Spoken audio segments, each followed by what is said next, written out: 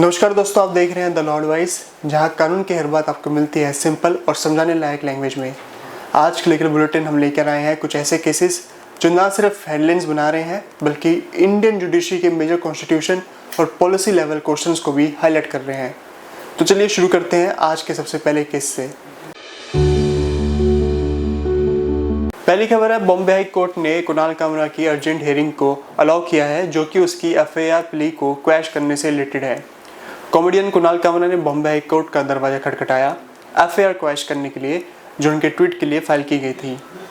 जो ट्वीट उनका राम मंदिर प्राण प्रतिष्ठा से रिलेटेड था। ट्वीट का कॉन्टेक्स्ट था कि कामरा ने सैटिरिकल वे में एक पॉलिटिकल कमेंट्री की थी, जिससे कुछ लोगों ने रिलीजियस सेंटिमेंट को हर्ट करना माना।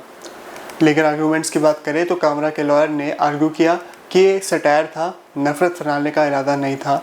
ये आर्टिकल 91A के अंडर प्रोटेक्टेड स्पीच है। एफआईआर सिर्फ पब्लिक प्रेशर के अंडर फाइल की गई, ये पूरे जुडिशियल मिसयूज है।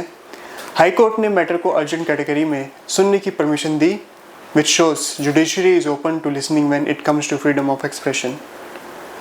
क्या सटायर को डिफेमेशन या हेट स्पीच के अंडर डाला जा सकता है? ये केस फ्यूचर में आर्टिस्ट, राइटर्स और जर्नलिस्ट के लिए प्रेसिडेंट बन सकता है। अगली खबर है, एनसीएलटी ने आईडीबीआई बैंक की जील के खिलाफ इंसॉल्वेंसी प्ली को डिसमिस कर दिया। ये केस कॉर्पोरेट लॉ से रिलेटेड है। आईडीबीआई बैंक ने जील एंटरटेनमेंट एंटरप्राइजेस लिमिटेड के खिलाफ इंसॉल्वेंसी इनिशिएट करने की कोशिश की थी अंडर आईबीसी। आईडीबीआई का कहना था कि जील उनका 150 करोड़ का लोन डिफॉल्ट कर चुका है, लेकिन जील ने क्लेम किया कि there is no pre existing dispute, amount defaulted dispute है और मैटर कोर्ट में ऑलरेडी पेंडिंग है।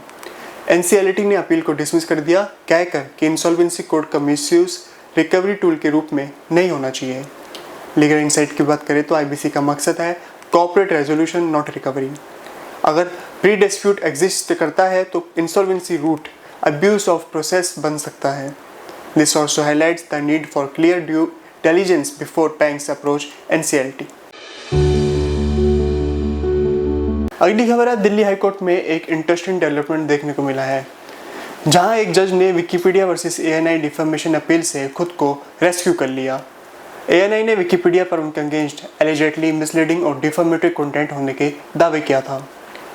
विकिपीडिया ने हाईकोर्ट के इंटरिम ऑर्डर को चैलेंज किया है, जो उनकी साइट के कंटेंट को बायस बताता है। जज के रेक्यूसल का रीज़न पब्लिक नहीं किया गया, लेकिन वह ट्रांसपेरेंसी और जुडिशियल इंटीग्रिटी का एक हिस्सा है। जज रेक्यूसल जुडिशियल न्यूट्रलिटी का एसेंशियल पार्ट है।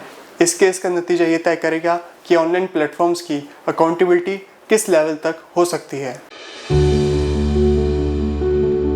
अगली खबर है, सुप्रीम कोर्ट ने रीअफर्म किया है कि अगर कोई पब्लिक सर्वेंट अपने अथॉरिटी को एक्सीड करता है, फिर भी उसका अगेंस्ट क्रिमिनल प्रोसिक्यूशन के लिए प्रायर सैंक्शन जरूरी है अंडर सेक्शन 197 सीआरपीसी। बेंच ने कहा, a thin line separates abuse of office from performance of duty, that line must be judged carefully. ये इंपॉर्टेंट क्यों है? ऑफिसर्स को फॉल्स प्रोसिक्यूशन से बचाने के लिए ये प्रोटेक्शन दिया गया है, लेकिन मिसयूज होने पर भी लीगल प्रोटेक्शन मिलता है। That's the grey area.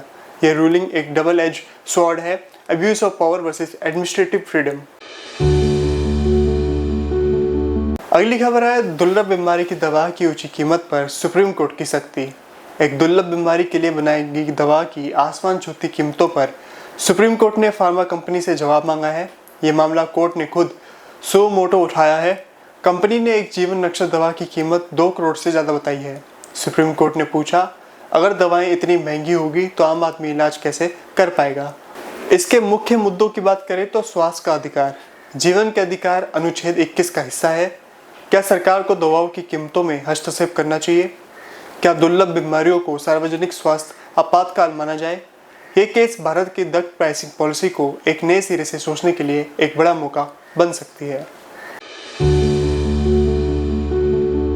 अगली खबर है, अश्विनी कुमार ने कहा है कि अब वक्त है कोलिजन सिस्टम को बदलने का।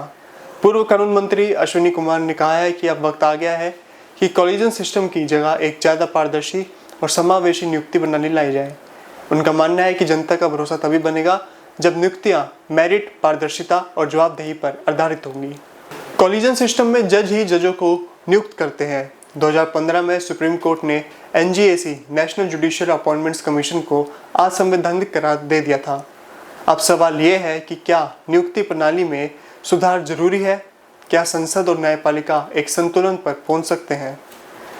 अगर वीडियो पसंद आया तो लाइक, शेयर और सब्सक्राइब करना ना भूलें हमारे चैनल को। मिलते हैं आपसे अगली वीडियो में, तब तक के लिए आप देखते रहिए द लॉ एडवाइस।